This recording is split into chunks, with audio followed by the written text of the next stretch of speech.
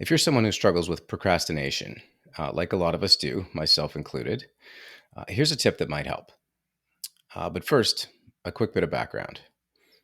Fundamentally, our brains are organized to process stimuli and quickly parse it into three categories: opportunity, threat, or neutral. If something occurs as an opportunity, we're motivated to lean in, to move towards it. If it occurs as a threat, then we're prone to avoiding it. So, procrastination being a form of avoidance, in many cases, it's because the thing we're needing to do occurs as a threat in some way. One of the things that can trigger a threat response is uncertainty. And conversely, certainty kind of triggers our reward response and makes us want to lean in. So, how does this apply to procrastination? In some cases, it could be that the way you've structured your to do list, the item that's staring you in the face on your to-do list is way too uncertain, meaning it's way too broad, way too vague, way too big. And you don't actually know what the next concrete actionable step is based on the way you've worded it. So, for example, if you're looking for work, find a new job is not a sufficiently well-defined next actionable step. It's too big, it's too broad. It's not like finding your car keys.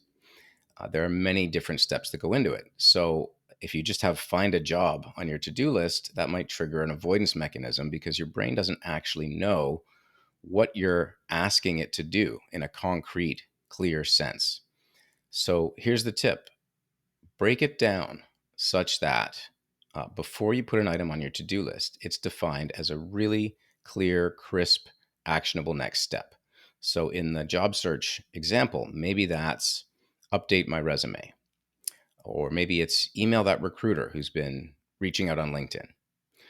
Uh, Sending an email is a concrete, crisp next step, right? Updating a resume is a concrete step. You could even break that down further, right? Maybe updating the resume has several sub steps to it.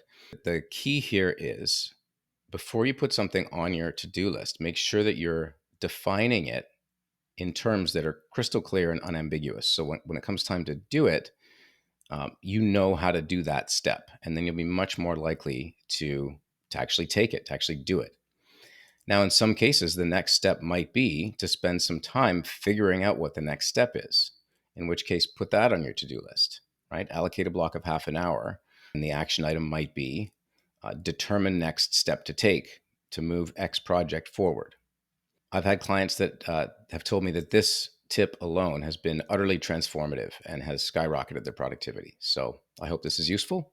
Thanks very much.